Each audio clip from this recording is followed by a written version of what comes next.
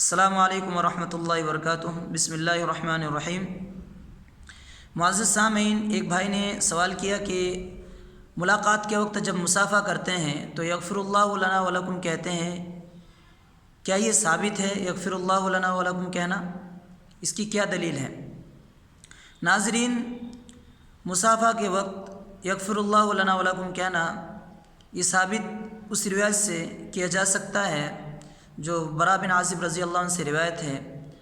اس میں اللہ کے نبی صلی اللہ علیہ وسلم نے فرمایا اذا التقى المسلمان، کہ جب دو مسلمان آپس میں ان کی ملاقات ہو جائے، دو مسلمان ایک دوسرے سے ملیں تو ملاقات کے وقت فتصافحا، دونوں ایک دوسرے سے مصافحہ کر رہے ہوں، وحمد اللہ عز وجل، اور اللہ تعالیٰ کی حمد اور اس کی تعریف کر رہے ہوں، واستغفراہ، اور وہ دونوں کے دونوں ملاقات کے وقت مصافحہ کے ساتھ ساتھ اللہ تعالیٰ سے استغفار بھی کر رہے ہیں، اپنے گناہوں کی معافی بھی طلب کر رہے ہیں، غفر لہما، تو ایسے دونوں مومن بندے کی مغفرت کر دی جاتی ہے، ان کو معاف کر دیا جاتا ہے۔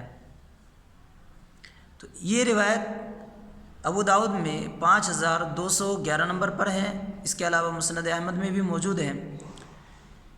اس حدیث سے ہمیں پتہ چلا کہ یغفر اللہ لنا ولکم کہنے کی گنجائش ہے، کہہ سکتا ہے۔ اور بعض روایتوں میں یہ آتا ہے کہ جب مصافحہ کرے گا تو ہاتھ چھوڑنے سے پہلے اللہ تعالیٰ ان کی مغفرت کر دیتے ہیں، دونوں بندے کی۔ یہ صحیح سند کے ساتھ ثابت ہیں۔ یہاں پر ایک بات قابل غور ہے، اللہ کے نبی نے فرمایا اذا التقى المسلمان، کہ جب دو مسلمان ملاقات کریں تو ملاقات کے وقت مصافحہ کرنا یہ مشروع ہے، یہ مسنون ہے۔